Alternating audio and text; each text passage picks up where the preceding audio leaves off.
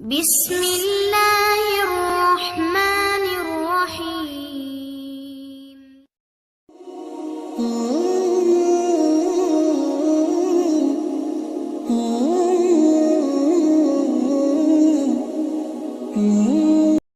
حضرت ابراہیم علیہ السلام کی عمر مبارک 81 برس ہو چکی تھی، لیکن وہ اولاد کی نعمت سے محروم تھے۔ حضرت ابراہیم علیہ السلام نے اللہ تبارک و تعالیٰ کی بارگاہ میں کچھ اس طرح سے دعا کی: اے میرے پیارے رب، مجھے نیک اور صالح بیٹا عطا کر۔ یہ دعا اللہ تبارک و تعالیٰ کی بارگاہ میں قبول ہوئی، اور آپ کی دوسری بیوی حضرت ہاجرہ کی طرف سے یہ خوشخبری سنا دی گئی۔ حضرت اسماعیل علیہ السلام کی پیدائش حضرت بی بی ہاجرہ سے ہوئی۔ حضرت سارہ حضرت ابراہیم علیہ السلام کی پہلی بیوی تھی۔ آپ کی پہلی بیوی کو یہ بات اچھی نہیں لگی کہ حضرت ہاجرہ رضی اللہ تعالی عنہا سے حضرت اسماعیل کی پیدائش ہوئی ہے۔ آپ کی پہلی بیوی حضرت سارہ نے حضرت ابراہیم علیہ السلام سے کہا کہ ہاجرہ اور اس کے بیٹے کو یہاں سے لے جاؤ۔ حضرت ابراہیم علیہ السلام کو یہ بات بہت ہی ناگوار گزری، لیکن اللہ تبارک و تعالیٰ کی طرف سے جب حضرت ابراہیم علیہ السلام کو حکم ہوا کہ حضرت ہاجرہ اور حضرت اسماعیل علیہ السلام کو عرب کے ریگستان میں چھوڑ دیا جائے، حضرت ابراہیم علیہ السلام حضرت ہاجرہ اور حضرت اسماعیل علیہ السلام کو اسی جگہ پر لے آئے جہاں پر آج کعبہ ہے۔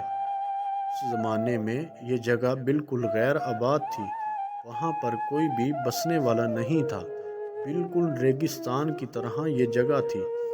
آپ نے اپنی بیوی کو ایک تھیلی کھجور دی اور مشکیزہ پانی کے ہمراہ آپ کو وہاں تنہا چھوڑ دیا۔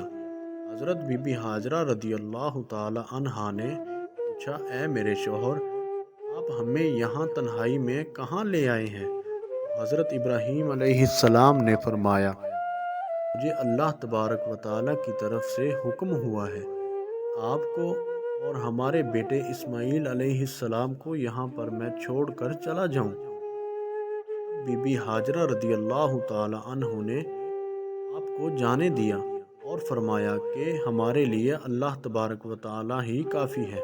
حضرت ابراہیم علیہ السلام جب چلتے چلتے ایک ایسی جگہ پر پہنچے جہاں پر دونوں ماں بیٹا آنکھوں سے اوجھل ہو گئے، آپ نے اپنے دونوں ہاتھ بلند کیے اور اللہ تعالیٰ کے حضور عرض کیا: اے میرے رب، میں نے اپنی بیوی اور اپنے بچے حضرت اسماعیل کو آپ کے حوالے چھوڑ دیا ہے، آپ انہیں روزی عطا کرتے رہنا اور کھانا بھی دینا۔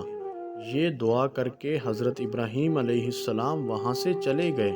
حضرت بی بی ہاجرہ چند روز ان کھجوروں سے گزارا کرتی رہی اور مشکل سے پانی پیتی رہی، اور حضرت اسماعیل علیہ السلام کو دودھ پلاتی رہی۔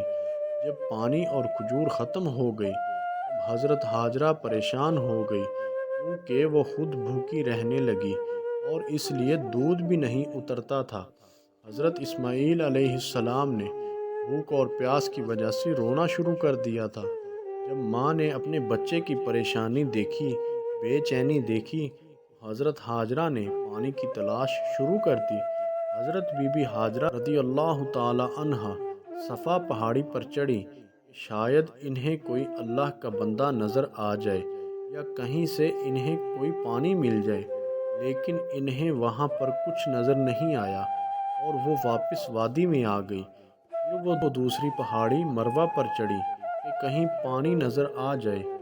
اس طرح حضرت ہاجرہ رضی اللہ تعالی عنہا نے 7 چکر لگائے۔ جب حضرت اسماعیل علیہ السلام کو روتے بھوکا پیاسا دیکھتی، ماں دوڑی دوڑی پہاڑوں پر چڑھتی کہ کہیں سے پانی مل جائے، کہیں سے کوئی اللہ کا بندہ مل جائے جس سے وہ مدد مانگ سکے۔ ماں کا یہ جذبہ اللہ تبارک و تعالیٰ کی بارگاہ میں اس طرح مقبول ہوا کہ آج بھی جو بھی بیت اللہ کی زیارت کے لیے جاتا ہے، اس پر یہ لازم قرار ہو جاتا ہے کہ وہ ان پہاڑوں پر چڑھے اور 7 چکر لگائے۔ آج بھی حضرت بی بی ہاجرہ کی سنت کی پیروی کرتے ہیں۔ لوگ صفا اور مروہ پہاڑی پر چڑھ کر چکر لگاتے ہیں۔ ماں نے جب اپنے بچے کو روتے بھوکے اور پیاسے کو دیکھا، حضرت بی بی ہاجرہ سے رہا نہ گیا۔ وہ 7ویں بار پھر پہاڑوں پر چڑھی، لیکن انہیں وہاں پر کچھ بھی پانی یا کوئی بھی انسان نظر نہیں آیا۔ اسی طرح خالی ہاتھ لوٹ آئی۔ پھر واپس آئی تو کیا دیکھتی ہے کہ حضرت اسماعیل علیہ السلام بھوکے پیاسے رو رہے ہیں اور زمین پر اپنی ایڑیاں رگڑ رہے ہیں، اور جہاں پر ایڑیاں رگڑ رہے ہیں وہاں پر ایک پانی کا چشمہ جاری ہو گیا ہے۔ اللہ تعالیٰ کا فضل و کرم اس طرح ہوا کہ یہ چشمہ آج بھی بہہ رہا ہے، جس کو ہم آب زمزم کے نام سے جانتے ہیں۔ ہزاروں سال گزر جانے کے بعد بھی آج بھی چشمے کا پانی اسی طرح سے جاری ہے۔ اللہ تبارک و تعالیٰ نے اپنی مخلوق کے لیے اس پانی میں شفا رکھی ہے۔ حضرت بی بی ہاجرہ رضی اللہ تعالیٰ عنہا یہ معجزہ دیکھ کر بے حد خوش ہوئی اور اللہ تبارک و تعالیٰ کا شکر ادا کیا۔ حضرت بی بی ہاجرہ نے حضرت اسماعیل علیہ السلام کو پانی پلایا، خود بھی پانی پیا۔ اس وقت اللہ تبارک و تعالیٰ کی طرف سے ایک فرشتہ نازل ہوا۔ اس نے حضرت بی بی ہاجرہ سے فرمایا، اے ہاجرہ، آپ پریشان نہ ہوں، اللہ پاک آپ کو اور آپ کے بچے کو ضائع نہیں ہونے دے گا، کیونکہ اللہ تعالیٰ کے گھر کو، جس کو بیت اللہ کے نام سے جانا جائے گا، اس گھر کو اس بچے نے اور اس کے باپ نے تعمیر کرنا ہے۔ اس کے بعد وہاں سے ایک قافلہ گزرا جس نے پانی پینا چاہا تو حضرت بی بی ہاجرہ سے اجازت لی اور پانی پیا، اور وہاں پر کچھ لوگوں نے اپنے رہنے کا ٹھکانہ بھی بنا لیا، اور آہستہ آہستہ وہاں پر ایک آبادی آباد ہو گئی، اور حضرت اسماعیل علیہ السلام کا بچپن اسی جگہ پر گزرا۔ صرف یہی نہیں، اللہ تبارک و تعالیٰ نے پانی کے ساتھ ساتھ وہاں پر کھجوروں کے درخت بھی اگا دیے، جن کو کھا کر حضرت بی بی ہاجرہ گزارا کرتی اور حضرت اسماعیل علیہ السلام کو بھی کھلاتی اور پانی پیتی، اور وہاں پر آہستہ آہستہ پرندے بھی آنے لگ گئے، پانی پیتے اور کھجوریں کھاتے۔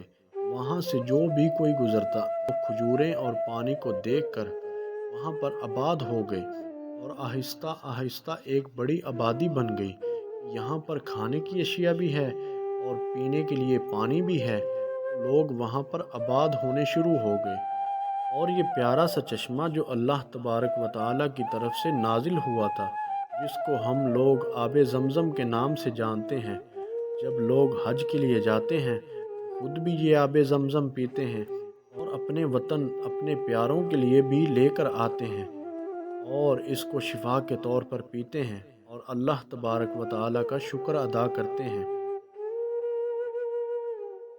اسی طرح کی مزید ویڈیوز دیکھنے کے لیے ہمارے چینل کو سبسکرائب کر لیں۔